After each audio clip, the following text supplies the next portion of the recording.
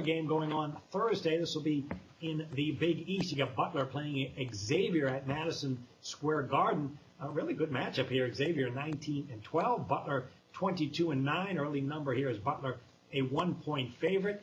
The home team won both of the two regular season matchups. Butler won 88-76 at home with a huge rebounding edge of 42-25. But in the rematch, Xavier won 73-56, and it was the worst loss of the year for Butler. They were sloppy with 14 turnovers. One of their key players didn't play that game. Jeff, Butler's not covering numbers right now, 3-5 spread run, but they are playing great defense, 7-0 under the total. They have a lot of power on both sides with Chris Holtman, so they have too much for Xavier. Yeah, well, these teams are pretty evenly matched. Xavier hasn't won more than 2 in a row since December 13th.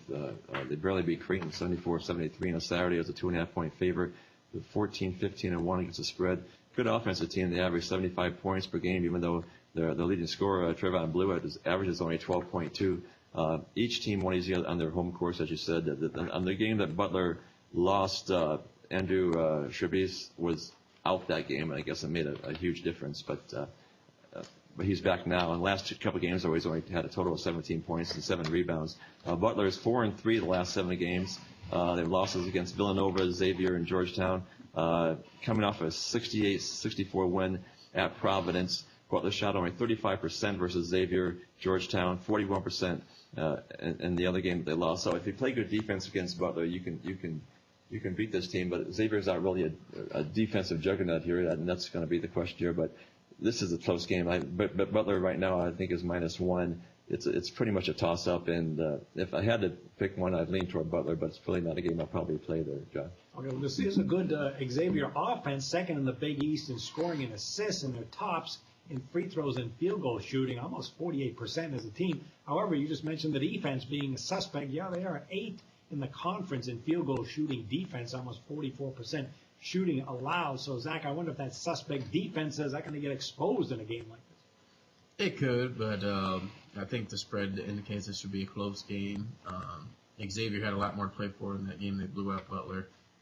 Obviously, being on the bubble, they still are. Some probably won't get in, but they needed that win, and they came out and played probably their best game in conference play.